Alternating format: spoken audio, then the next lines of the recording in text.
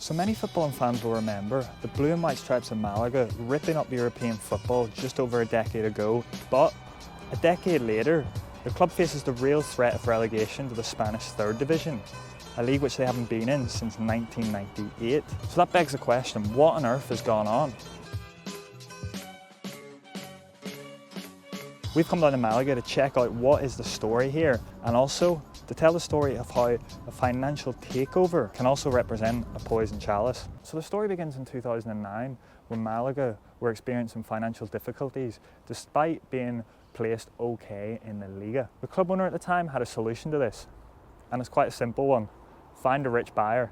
And the buyer was eventually found in the Qatari Sheikh Abdullah bin Nasser Al-Thani, who purchased the club in June 2010. When the sale was confirmed, Al-Thani stated that his goal for the Andalusians was to take the necessary steps to consolidate Malaga's presence in La Liga and to reinforce the excitement and hopes of the supporters. After all, Malaga is Spain's sixth biggest city, but the football club had never really represented that size. So you can see why this opportunity was a lucrative one for the Qatari Sheikh. And he didn't stick around when spending the cash. In the summer of 2010, the club spent 16 million in the transfer market. Now bear in mind, this was 13 years ago at the time of filming, so this represented a lot more than it would do in today's market. However, it was later that season, when the club were still struggling, that they made arguably their best decision.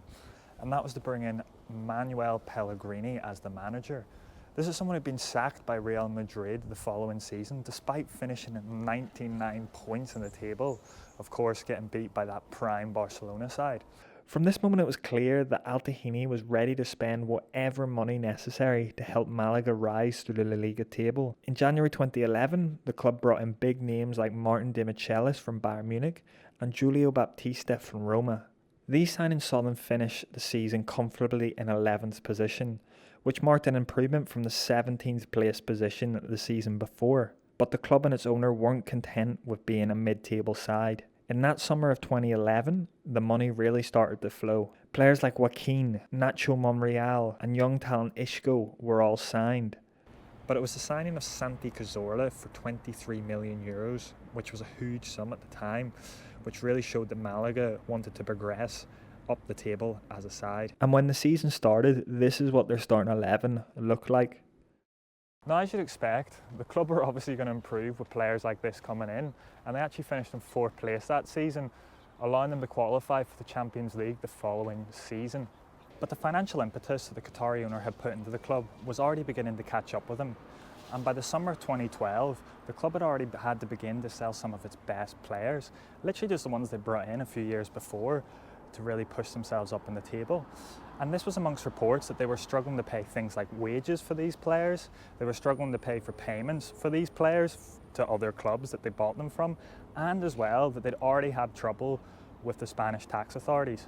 And these fears about Malaga's financial security really came to light in December of that year, when UEFA's financial control body decided to fine the club a hefty sanctions package and ban them from European football. Upon being handed the hefty fine, Malaga accused UEFA of making them a scapegoat, saying, "The measures it seeks to adopt against the club are completely disproportionate and unjustified, considering the club's situation." The club also stated that it had come to an agreement with the Spanish tax authorities to settle the money that they said they were owed, and as well that they paid some of the transfer money owed to Osasuna, another club in the same division.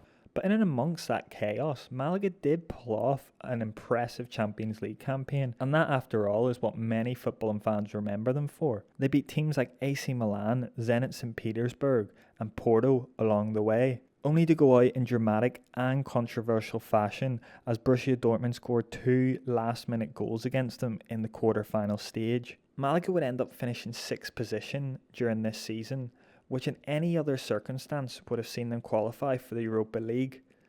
However, with the ban in place, those dreams were now dashed, and with them went the possibility of keeping hold of the star players who still remained. So, by the summer of 2013, key players like Isco were sold for 23 million to Real Madrid, while Joaquin, Demichelis and Toulahan were also shown the door, just to keep the club financially stable. The selling of these stars and the year that followed would really mark the end of Malaga's grace with the elite of Spanish football.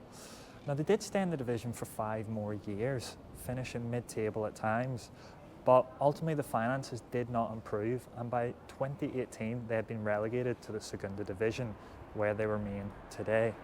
Now, what followed was an extremely deteriorated relationship between Al-Thani and the fans, and in February 2020 he was actually forced out as president and owner of the club for 6 months, while being accused of owing the club itself €8.5 million, and most frustratingly to many fans, having taken club funds to pay for personal use. And just while we talk about the negatives of what happens when an owner falls out with the fans or takes their money out of the club, the area outside of the stadium in terms of its main plaza area, it is quite run down. You've got more beer bottles here. You've got that's probably been burned out at some stage.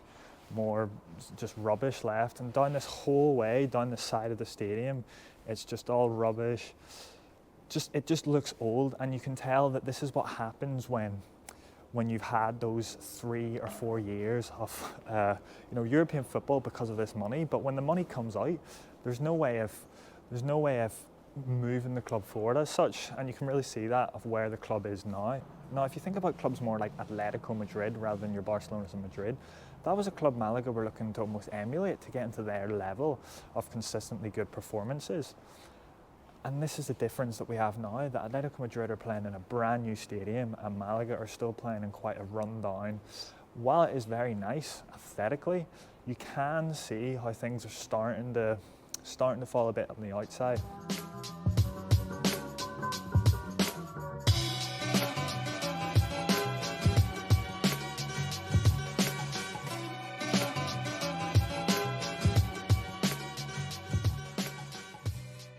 So that leaves us where Malaga currently sit today, and it's not a great picture, as the club currently sit 5 points off safety in the relegation places in the Segunda Division.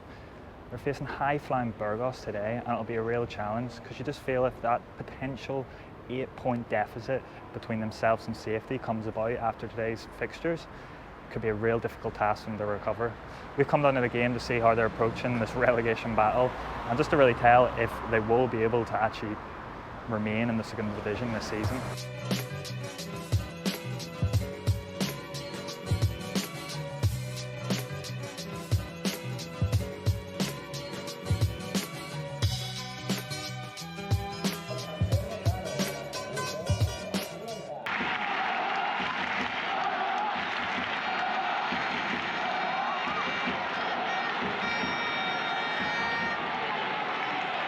Malaga actually started the game off looking like they were the team in the top half of the table, managing to threaten the Burgos goal on a number of occasions in the first half. And in the 43rd minute, this happened.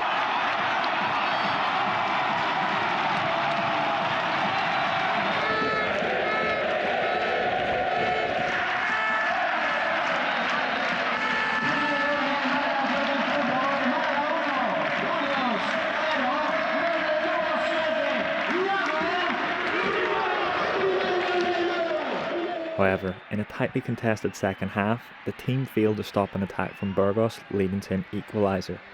And this is how it would finish. So it's finished 1-1 here at Al-Thani in Malaga, and that's definitely a game that got away from the home side. Scored in the first half, and they looked on top. They looked really like a team that were actually in where Burgos are in terms of top table, you know what I mean? But that's what relegation does to you, really. That's what a relegation side looks like, is that when you get into those positions, you throw it away. So it's disappointing for all the fans here. There was actually a lot of chance for some of the directors to get out. I'll probably specify that a bit later on, because the fans were shouting things like "Vete ya," which means "get out now." And a lot of discontent was growing in the crowd towards the end of it. So after a bit of digging, what really happened was that club security officials had been told to remove a banner that called on Manolo Gasper, the club's director, to stand down from his duties. This caused a bit of commotion, as the scene took place just above the section where Malaga's ultras stand in the stadium. Chants such as "Malaga somos nosotros," "We are Malaga," and "Administrador, tú eres el peor," "Administrator, you are the worst," then rang around the stadium, while lots of unfriendly hand gestures were made in the direction of the director's area. And in the 2 weeks that followed this game, these grievances would play out in dramatic fashion. First, club manager Pepe Mel was sacked in the direct aftermath of the draw, yet fans would not be happy until sporting director Manolo Gaspar himself was shown the door. This even led the club's ultra group to release a statement saying they would cease their activities in supporting the team until Gaspar left the club. So with not much support left, Gaspar would step down from his role as sporting director following the closing of the January transfer window. However, with both men gone, the club still lost 1-0 against Oviedo, leaving them 5 points adrift from safety. This all highlights what a mess the club are currently in, and while the spotlight has shifted away from the Qatari owner Al-Thani, the current situation is still a direct result of those chaotic years that saw Malaga place their fingertips on the European elite, only to come crashing back down. And now we just have to wait and see if they'll pull off a miracle. As we always ask here, what do you think? Do you think that Malaga will stay up? Let us know in the comments below. And as always, remember to subscribe to the Partido, where we'll be having a lot more content from the Spanish football speaking world, but in English.